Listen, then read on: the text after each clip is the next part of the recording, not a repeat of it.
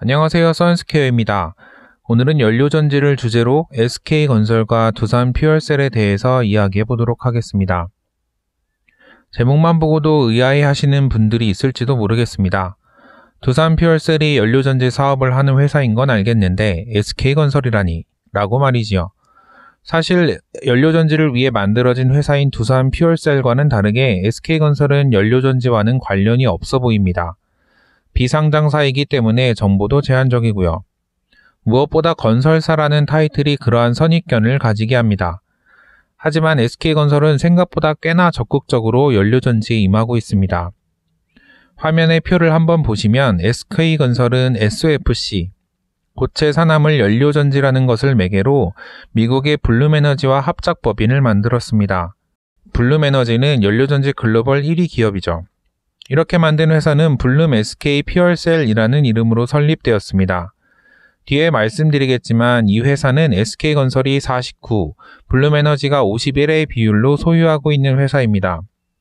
반면에 두산퓨얼셀은 SOFC가 아닌 PAFC, 인산형 연료 전지를 주 업으로 하고 있습니다. SOFC에 대해서는 국제과제로 2023년까지 기술 개발 및 공장 설비를 완료한다는 내용을 공시한 바 있습니다. 이것만 보더라도 일단은 SOFC가 PAFC에 비해서 차세대 기술인 것은 분명해 보이죠. 이미 국내 연료 전지 시장을 장악하고 있는 두산퓨얼셀이 돈을 들여가며 SOFC를 개발한다고 하는 것을 보면 말이죠. 그렇다면 SK건설이 연료 전지에서 앞서고 있는 것일까요? 여기에는 딱 한마디로 그렇다고 말하기 어렵습니다. 바로 두산은 연료전지의 원천 기술을 가지고 있고 SK건설은 합작회사의 지분을 가지고 있을 뿐이라는 태생적 한계 때문이죠. 그럼 연료전지에 대해서 좀 더 자세히 알아볼까요? 연료전지는 화면에서 보시는 것처럼 크게 4개 정도로 나눠볼 수 있습니다. 오늘 주로 얘기하게 될 PAFC와 SOFC를 빼고 말씀을 드리면 PEMFC는 차량 등에 들어가는 연료전지로 보시면 될 것 같고요. 흔히 수소연료 전기차라고 할 때 이 PEMFC가 들어갑니다. 그리고 MCFC는 용융탄산염을 전해질로 사용하는데 상암에 있는 노을 연료전지 발전소가 이 연료전지로 가동되고 있습니다. 그 하늘공원 아래에서 내려다보면 있는 곳인데 보신 분이 있을지 모르겠네요. 그리고 PAFC와 SOFC인데요. 두 개를 같이 보면서 비교하시는 것이 좋을 것 같아서 따로 표를 만들었습니다. 가장 다른 점은 전해질입니다. 이 전해질의 종류에 따라서 연료전지의 이름이 아예 달라지거든요. PAFC는 인삼염, SOFC는 고체 산화물이 전해질로 사용됩니다. 연료전지의 이름 그대로죠. 이 전해질 때문에 모든 다른 성질이 변합니다. PAFC의 작동 온도는 150에서 200도씨입니다. 반면 SOFC는 600에서 900도씨의 온도에서 작동합니다. 여기서 SOFC가 600도씨에서 900도씨라고 써 있는데요. 사실 이 자료 자체가 두산퓨얼셀에서 나온 자료이기 때문이기도 합니다. 사실 현재의 기술은 약 800도씨 이상에서 고온으로 작동하는 것으로 되어 있거든요. 그걸 두산퓨얼셀이 620도 수준으로 낮춰서 발전하는 방법을 연구 중에 있습니다. 그래서 600에서 900도가 작동 온도라고 써놓은 것이죠. 일단 작동 온도에서 SOFC가 굉장히 높다는 것을 알 수 있죠. 그리고 촉매에서 PAFC는 백금, SOFC는 니켈이 사용되는데 PAFC가 귀금속류인 백금이 사용되는 데 반해서 SOFC는 니켈이 사용되기 때문에 가격면에서 엄청난 이득을 볼 수 있다. 이렇게 볼 수 있겠습니다. 전기 효율은 PAFC보다 SOFC가 10%가량 더 높은 것으로 알려져 있습니다. 하지만 PAFC는 복합 효율, 그러니까 전기뿐 아니라 열을 이용한 효율까지 계산할 경우 90%에 육박하는 수치를 보입니다. 더 높은 온도를 사용하는 SOFC가 어째서 복합 효율은 표기되지 않나 궁금하실 텐데요. 이건 블룸에너지의 설계 컨셉에 기인합니다. 전기 효율을 높이기 위해서 발생하는 열을 회수해서 전기 생산에 재활용하는 프로세스를 이용합니다. 때문에 PAFC는 열이 같이 소비되는 지역에서 유리하고 SOFC는 전기만을 사용할 때 더 높은 효율을 이야기합니다.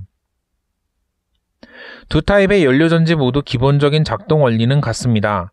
화면 왼쪽에 퓨얼 인으로 써있는 곳에서 수소가 들어옵니다. 보통 연료전지는 LNG를 사용하므로 LNG에서 추출한 수소가 이쪽으로 들어오게 되는 것이죠. 수소는 촉매로 인해서 수소이온과 전자로 분리됩니다. 앞서 말씀드린 백금이나 니켈이 여기에 들어가는 촉매가 되겠죠. 이렇게 분리된 수소이온은 전해질을 통해서 이동하고 전자는 전선을 따라 이동하면서 전기를 일으킵니다.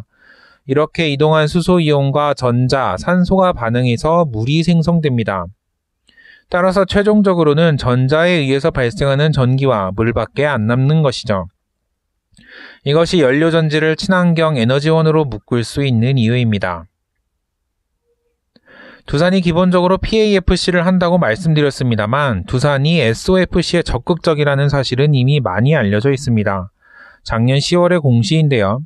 724억 원을 투자해서 23년까지 SOFC 설비에 투자하겠다는 내용입니다.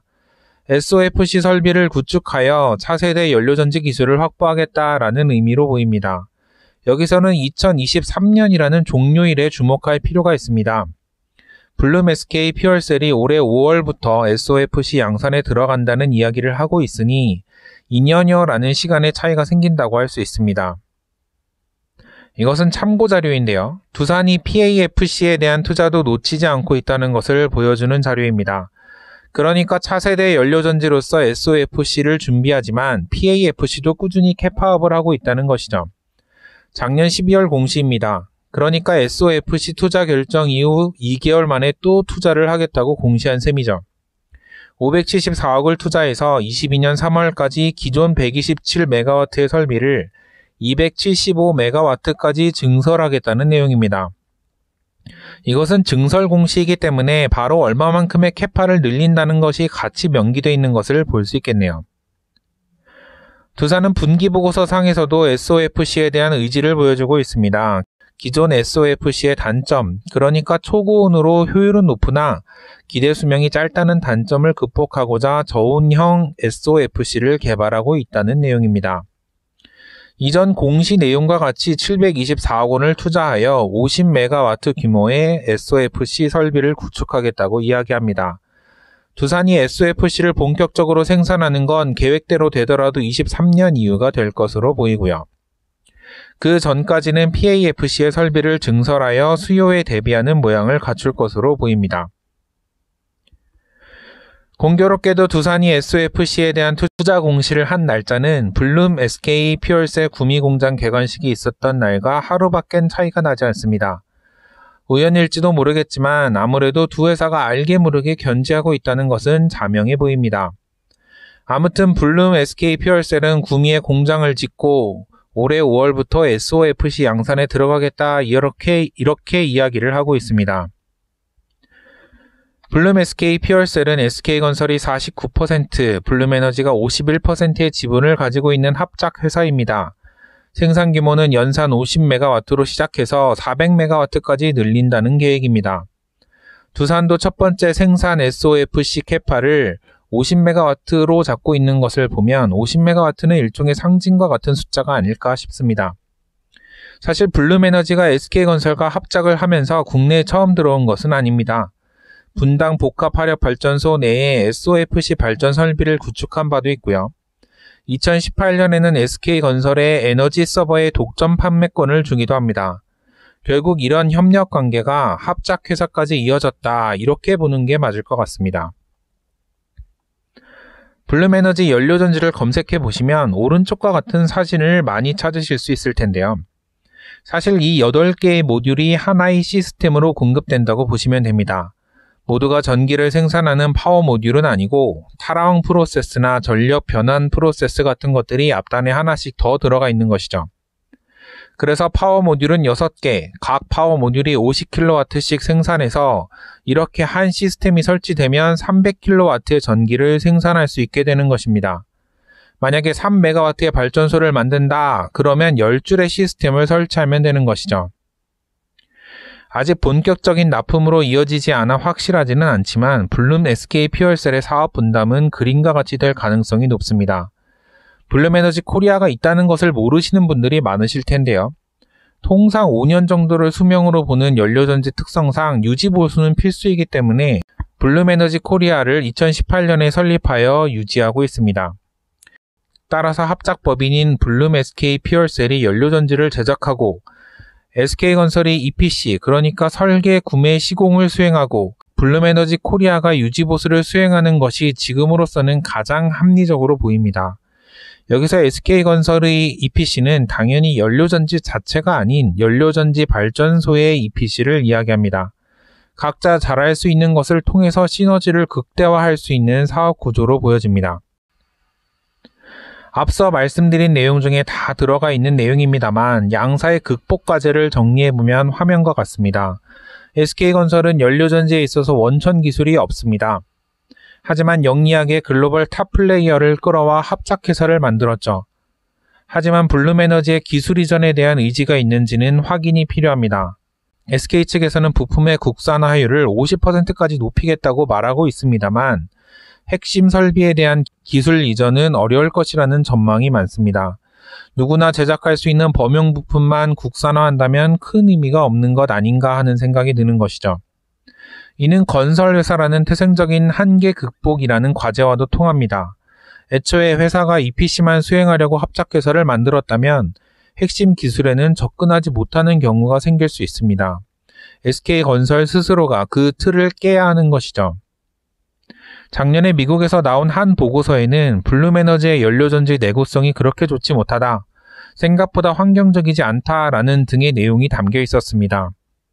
5년 이상의 수명을 이야기하는 블룸에너지의 주장과 다르게 3년 정도면 효율이 급격하게 떨어진다는 내용이었습니다. 회사에서는 즉각 반박했습니다만 블룸에너지의 기술 이슈는 민감할 수밖에 없는 이슈이므로 지속적인 관리가 필요합니다. 두사는 SOFC에 뒤늦게 뛰어드는 모양새입니다. 말씀드린 것처럼 2년여의 격차가 있고 2년 후에도 기술 개발이 완전히 된다는 보장은 없으니 기술의 완성도를 높이는 게 중요할 것입니다. 자칫 승자 독식의 구도로 가면 지금까지 이뤄놓은 성과를 허무하게 내어줄 수도 있기 때문입니다. 두사는 높은 국내 점유율을 바탕으로 해외에서도 좋은 성과를 내고 있습니다. 국내 사업에 매몰되어 다른 것을 놓치는 일은 없어야겠습니다. 오늘은 연료전지에 대해서 알아봤는데요. 타입이 다른 두 개의 연료전지 사업을 구가하는 두 개의 기업, SK건설과 두산 퓨얼셀. 어느 회사가 앞으로 연료전지에서 주도권을 가지게 될까요? 시간을 두고 지켜볼 일입니다. 그럼 선스퀘어의 기업수다 연료전지 편은 여기서 마치도록 하겠습니다. 감사합니다.